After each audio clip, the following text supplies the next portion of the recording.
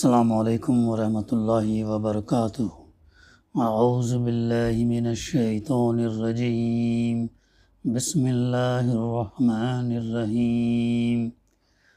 مرج البحرین یلتقیان بینہما برزخ لا یبغیان فبأی آلاء ربکما تکذبان یخرج منہما اللؤلؤ والمرجان فبأی آلاء ربکما تکذبان وَلَهُ الْجَوَارِ الْمُنشَآتُ فِي الْبَحْرِ كَالْأَعْلَامِ فَبِأَيِّ آلَاءِ رَبِّكُمَا تُكَذِّبَانِ۔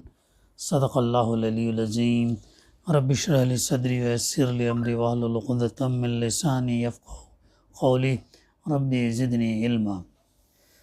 دو سمندروں کو اس نے چھوڑ دیا کہ باہم مل جائیں، پھر بھی ان کے درمیان ایک پردہ حائل ہے جس سے وہ تجاوز نہیں کرتے، جس کو وہ کراس نہیں کرتے۔ پس اے جن اور انس، تم اپنے رب کی قدرت کے کن کن کرشموں کو جھٹلاؤ گے؟ ان سمندروں سے موتی اور مونگے نکلتے ہیں۔ پس اے جن اور انس، تم اپنے رب کی قدرت کے کن کن کمالات کو جھٹلاؤ گے؟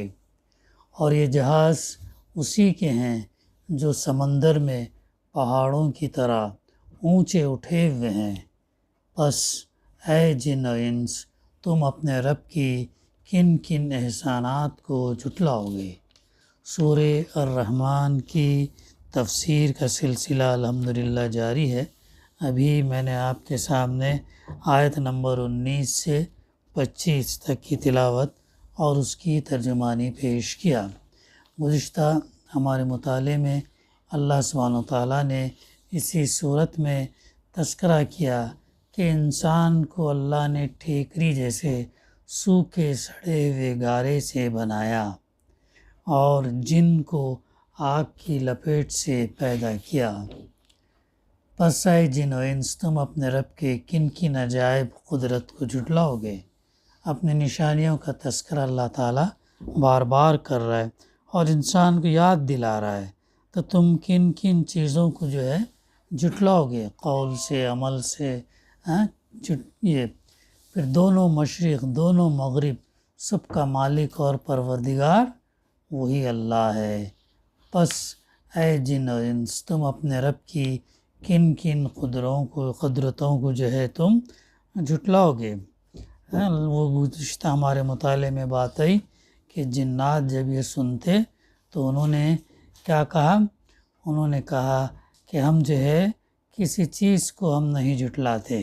انہوں نے نہیں کہا کہ ہم کسی چیز کو نہیں جھٹلاتے، ایسا جواب انہوں نے دیا۔ پھر اب اس کے آگے کی آیتیں ہیں جس میں اللہ سبحانہ وتعالیٰ یہاں پہ اب تذکرہ کر رہا ہے، دو سمندروں کا کر رہا ہے۔ دو سمندروں کو اس نے چھوڑ دیا کہ باہم مل جائیں، پھر بھی ان کے درمیان ایک پردہ حائل ہے جس سے وہ تجاوز نہیں کرتے۔ یعنی یہ جو دو سمندر ہیں، کھارے اور میٹھے کے بھی ہو سکتے ہیں، وہ آپس میں نہیں ملتے ہیں۔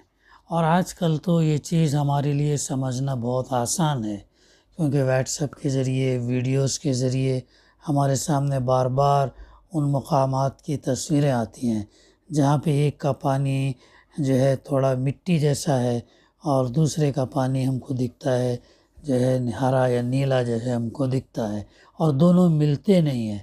بلکہ بعض ایسے ویڈیوز ہیں جس میں جہاز کراس کرتا ہے، دونوں کو کراس کرتا ہے بڑا جہاز، لیکن دونوں پانی وہ ملتے نہیں۔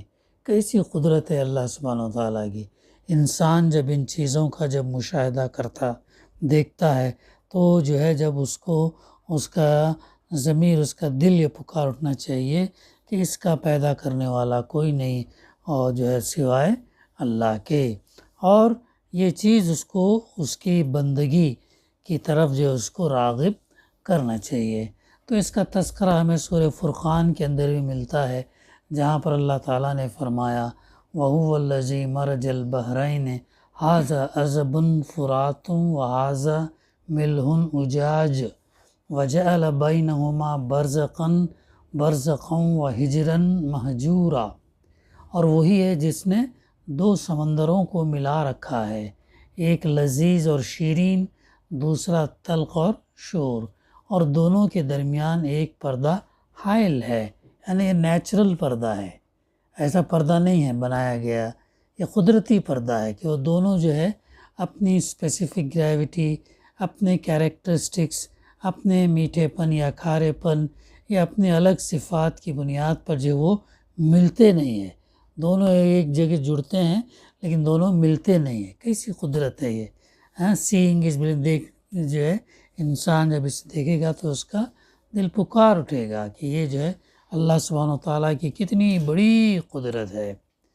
ایک رکاوٹ ہے جو انہیں گڈمڈ ہونے سے روکے ہوئے ہے، یہ کیا چیز ہے جو انہیں روکتی ہے؟ ایک رکاوٹ ہے۔ یہ تفسیر میں مفسر لکھتے ہیں کہ یہ کیفیت ہر اس جگہ رونما ہوتی جہاں کوئی بڑا دریا یا سمندر میں آ کر گرتا ہے۔ اس کے علاوہ خود سمندر میں بھی مختلف مقامات پر میٹھے پانی کے چشمے پائے جاتے ہیں، جن کا پانی سمندر کے نہایت تلخ سالٹی پانی کے درمیان بھی اپنے مٹھاس پر قائم رہتا ہے۔ ترکی امیر البحر سعیدی علی رئیس کا ایک ریفرنس یہاں پر دیتے ہیں، کاتب رومی اپنی کتاب مراعۃ الممالک میں، جو 16ویں صدی 16th سینچری AD کی تصنیف ہے، خلیج فارس، گلف آف پرشیا جسے کہا جاتا، کے اندر ایسے ہی ایک مقام کی نشاندہی کرتے ہیں۔ اس نے لکھا ہے کہ وہاں آب شور کے نیچے آب شیرین کے چشمے ہیں، جن سے میں خود اپنے بیڑے کے لیے پینے کا پانی حاصل کرتا رہا ہوں۔ موجودہ زمانے میں بھی جب امریکن کمپنی نے سعودی عرب میں تیل نکالنے کا کام شروع کیا تو ابتداً وہ بھی خلیج فارس کے انہی چشموں سے پانی حاصل کرتی تھی۔ یہ گلف آف پرشیا سے جو یہ لوگ پانی حاصل کرتے تھے، یہ تو کم سے کم 70-80 سال پرانی بات، لیکن آج کل تو اور جو ہے ہم واٹس ایپ پر وہ چیزیں دیکھتے ہیں کہ دونوں پانی آپس میں نہیں ملتے ہیں، حالانکہ جہاز ایک جگہ سے دوسری جگہ کراس کرتے ہیں۔ بعد میں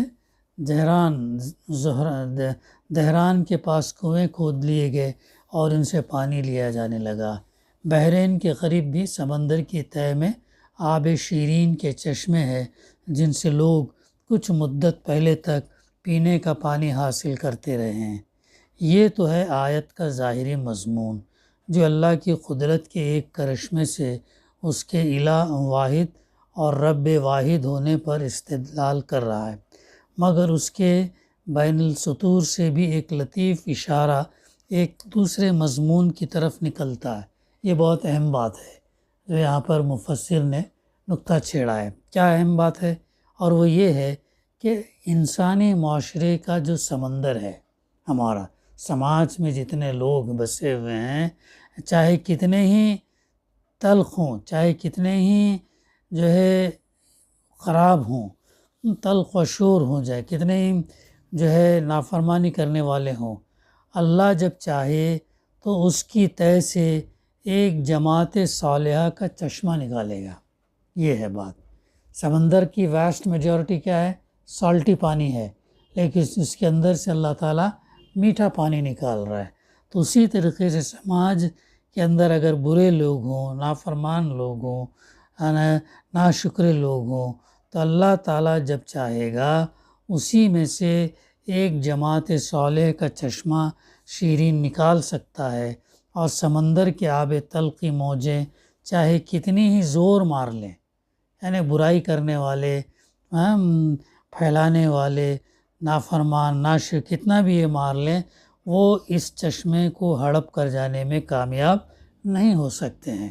تاریخ کا اگر ہم مطالعہ کریں تو اللہ تعالیٰ بار بار اس کا تذکرہ کرتا ہے۔ خلیل، تھوڑے سے لوگوں نے بڑی لوگوں کے اوپر کامیابی حاصل کری، تھوڑے سے لوگوں نے، ہے نا؟ جنگ موتا میں کتنی فوج تھی؟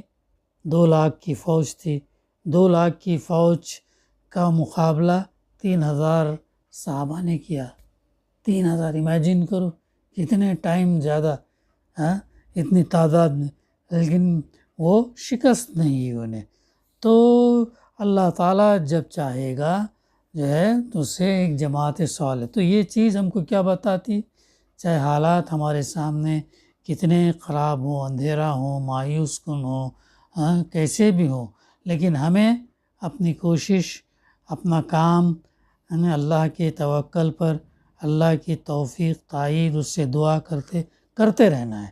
جب جسے اللہ تعالیٰ چاہے گا اٹھائے گا، اور جسے چن لے گا اللہ تعالیٰ اس سے جو ہے وہ کام لے گا۔ یہ ہم کو ایک بہت بڑا جو ہے اس سے سبق ہم کو ملتا ہے۔ تو مایوس ہونے کا کوئی سوال ہی جو ہے پیدا نہیں ہوتا۔ تو اب اس کے بعد اللہ تعالیٰ فرما رہا ہے کہ پھر اے جن اور انس، تم اپنے رب کی قدرت، یہ کتنی بڑی قدرت ہے کہ کن کن کرشموں کو تم جھٹلاؤ گے۔ کوسچن ہے، سوال ہے۔ جب تم اتنا ہم اگر پڑھیں گے، جانیں گے، غور کریں گے، تدبر، تو پھر یہ چیزیں آئیں گے، پھر ہمارا دل جو ہے پھر گواہی دے گا، تو ہم جو پھر ہمارا دل پکار اٹھے گا، اے اللہ نہیں، ہم تیرے کرشموں کو جو ہے نہیں جھٹلائیں گے، جیسے جنات نے جو ہے جواب دیا تھا۔ پھر آگے اللہ تعالیٰ فرماتا ہے یخرج منہما اللؤلؤ والمرجان، ان سمندروں سے موتی اور مونگے نکلتے ہیں، یعنی اصل میں لفظ مرجان استعمال ہوا۔ ابن عباس، قتادہ اور دوسرے کا قول یہ ہے کہ اس سے مراد چھوٹے موتی ہیں، اور حضرت عبداللہ بن مسعود رضی اللہ فرماتے ہیں کہ یہ لفظ عربی میں مونگوں کے لیے استعمال ہوتا ہے۔ اور پھر آگے جو ہے اصل یخرج منہما، ان دونوں سمندروں سے نکلتے ہیں فرمایا۔ معترضین اس پر اعتراض کرتے ہیں کہ موتی اور مونگے تو صرف کھارے پانی سے نکلتے ہیں، پھر یہ کیسے کہا گیا کہ میٹھے اور کھاری دونوں پانیوں سے یہ چیزیں نکلتی ہیں؟ اس کا جواب یہ ہے کہ سمندروں میں میٹھا اور کھاری دونوں طرح کا پانی جمع ہو جاتا، اس لیے چاہے یہ کہا جائے کہ دونوں کے مجموعے سے یہ چیزیں نکلتی ہیں، یا یہ کہا جائے کہ وہ دونوں پانیوں سے نکلتی ہیں، بات ایک ہی رہتی ہے۔ اور کچھ عجب نہیں کہ مزید تحقیقات سے یہ ثابت ہو کہ ان چیزوں کی پیدائش سمندر میں اس جگہ ہوتی ہے جہاں اس کی تہہ سے میٹھے پانی کے چشمے پھوٹتے ہیں، اور ان کی پیدائش اور پرورش میں دونوں طرح کے پانیوں کے اجتماع کا کچھ دخل ہے۔ بحرین میں جہاں قدیم ترین زمانے سے موتی نکالے جا رہے ہیں، وہاں تو یہ بات ثابت ہے کہ خلیج کی تہہ میں میٹھے پانی کے چشمے موجود ہیں، اور وہاں کے لوگوں کا یہ آکوپیشن بھی رہا ہے، بحرین کا، اور جو سمندر کے کنارے بسنے والے آبادیاں ہیں، عمان کا، یہ ممالک کے جو لوگوں کا ان کا جو ہے یہ پیشہ رہا ہے کہ موتیوں کو ڈیپ ڈائیونگ سے وہ نکالتے تھے، بلکہ یہ تک بھی ہم کو ویڈیوز ملتی ہیں کہ بغیر ڈائیونگ کا سامان اکوپمنٹ لیے ہوئے، بغیر اس کے تہہ میں جا کر نکال کے لے آنے کے کیسز بھی ہمیں جو دکھتے ہیں۔ تو یہ پھر اس کے بعد پھر اللہ تعالیٰ فرما رہا کہ پس اے جن اور انس، تم اپنے رب کی قدرت کے کن کن کمالات کو جھٹلاتے ہو، جھٹلاؤ گے۔ تو یہاں پر بھی اگرچہ اعلیٰ، اس کی تفسیر ہم گزشتہ بڑے اس میں کریں کن کن معنوں میں اعلیٰ جو ہے استعمال ہوتا ہے، تب یہاں پر اعلیٰ میں قدرت کا پہلو نمایاں ہے، نیچر، لیکن نعمت اور اوصاف حمیدہ کا پہلو بھی مخفی چھپا ہوا نہیں ہے۔ یہ اللہ کی نعمت ہے کہ سمندر سے یہ قیمتی چیزیں برآمد ہوتی ہیں، اور یہ اس کی شان ربوبیت ہے کہ جس مخلوق کو اس نے ذوق جمال اور شوق زینت بخشا تھا، اس کے ذوق اور شوق کی تسکین کے لیے طرح طرح کی حسین چیزیں اس نے اپنی دنیا میں پیدا کر دیں۔ تو یہ چیز جو ہے اللہ تعالیٰ نے کس کے لیے پیدا کیا؟ انسانوں کے لیے پیدا، اور آج انسان جو ہے ان چیزوں کو زینت کی طور پر جو ہے اسے استعمال کرتا ہے۔ اب آگے پھر اللہ تعالیٰ فرما رہا ہے وَلَهُ الْجَوَارِ الْمُنشَآتُ فِي الْبَحْرِ كَالْأَعْلَامِ، اور یہ جہاز اسی کے ہیں، پانی کے اندر جو جہاز ہم دیکھتے ہیں یہ دراصل کیا ہے، اسی کی قدرت سے بنے ہیں، اللہ کی قدرت سے بنے ہیں۔ نوح علیہ السلام کو اللہ تعالیٰ نے کہا کہ تم جو ہے کشتی بناؤ، جہاز بناؤ، بڑی بناؤ، تو اسی نے انسان کو یہ صلاحیت بخشی کہ سمندروں کو پار کرنے کے لیے جہاز بنائے۔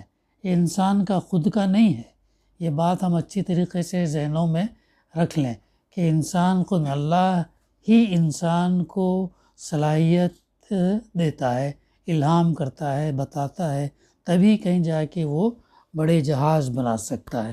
چھوٹے چھوٹے جہاز سے انسان ترقی کرتے کرتے کرتے آج جو ہم دیکھتے ہیں کہ بڑے بڑے 7 10 12 منزلہ جہازیں ان سمندر میں چلتے ہیں۔ یہاں ایک بڑا ٹاؤن 5000 کروز شپ جسے کہتے ہیں، اور جس پیکیجز پہ لے کے جاتے ہیں وہ لوگ، اتنا پورا ٹاؤن جیسا 5 ہزار آدمی کو جو وہ لوگ لے کے جاتے ہیں۔ اتنے بڑے جہاز بنانے کی صلاحیت کس نے دی؟ یہ کوئی اور نہیں بلکہ اللہ سبحانہ وتعالیٰ نے جو ہے دیا ہے، اور اس کا جو اسی نے زمین پر وہ سامان پیدا کیا جس سے جہاز بن سکتے ہیں۔ جہاز کو بننے کے لیے جو چیزیں چاہیے وہ سامان اللہ تعالیٰ نے مہیا کیا، اور اسی نے پانی کو ان قواعد کا پابند کیا جن کی بدولت غضبناک سمندروں کے سینے پر پہاڑ جیسے جہازوں کا چلنا ممکن ہوا۔ یعنی ایسے یہ جو ہے ہم دیکھتے ہیں کہ اتنے بڑے بڑے جہاز جو ہے یہ سمندر میں چلتے ہیں، اور جو ہے جو اس کے اندر جو لوگ بستے ہیں، آرام کرتے ہیں، یہ انہیں محسوس کم ہوتا ہے کہ جو ہے وہ ایسے سفر کر رہے ہیں، اتنا پیسفلی جو ہے وہ یہ اللہ یہ کہ جب کوئی طوفان میں گر جائے، یا جب کسی لہروں کے اس میں آ جائے، بڑی اور اونچی ہائی ٹائیڈ لو ٹائیڈس میں اگر پھنس جائے، تب جو ہے پھر بہت زبردست جھٹکے وہ لیتے ہیں، ادروائز بڑے سکون کے ساتھ اللہ تعالیٰ نے ان کو جو ہے چلاتا ہے۔ تو اللہ سبحانہ وتعالیٰ کی قدرت ہے، اور یہ انسان اس چیز کو استعمال کر رہا ہے۔ پہاڑوں کی طرح اللہ تعالیٰ نے پہلے ہی کہہ دیا، 1450 سال پہلے اللہ تعالیٰ نے بتا دیا۔ اس وقت انسان سوچ بھی نہیں سکتا تھا کہ پانی میں، سمندر میں پہاڑ کی طرح جہاز کیسے چلیں گے، لیکن آج سمجھنا ہمارے لیے آسان ہے۔ ٹیٹانک اور پتہ نہیں کیا کیا بڑے بڑے جہاز ہیں کیسے ہیں، لیکن جہاں انسان تکبر کیا، گھمنڈ میں آیا تو اللہ نے اسے ڈبو ڈالا، اور اس سے مقابلے میں کئی گنا بڑے بھی بنائے ہوئے ہیں۔ تو یہ اللہ تعالیٰ انسان کو صلاحیت عطا کرتا جس کی وجہ سے وہ اسے جو ہے بناتا ہے۔ پھر اس کے بعد اللہ تعالیٰ دوبارہ کہہ رہا ہے فَبِأَيِّ آلَاءِ رَبِّكُمَا تُكَذِّبَانِ، بس اے جن اور انس تم اپنے رب کے کن کن احسانات کو جھٹلاؤ گے۔ یہاں پر اعلیٰ میں نعمت اور احسان کا پہلو نمایاں ہے۔ نعمت اور احسان اللہ تعالیٰ نے ہم پر کیا کہ جہاز جیسی چیز ہم کو بنانے کی صلاحیت عطا کی، جس کے ذریعے سے ہم سفر کرتے ہیں، سامان کو ایک مقام سے دوسرے مقام کو، دور دراز مقامات تک جاتے ہیں۔ مگر کہ قدرت اور صفات حسنہ کا پہلو بھی اس کے اندر موجود ہے۔ تو یہ اللہ تعالیٰ بار بار جو اس صورت کے اندر سوال کرتا ہے فَبِأَيِّ آلَاءِ رَبِّكُمَا تُكَذِّبَانِ، اے جن و انس تم اپنے رب کے کن کن احسانات کو جو ہے جھٹلاؤ گے۔ بقا انشاءاللہ آئندہ جو ہے باقی ہم جو سلسلہ جاری رکھیں گے۔ دعا ہے کہ ہمیں اللہ تعالیٰ اسے صحیح سمجھنے ہدایت اللہ تعالیٰ ہمیں عطا کر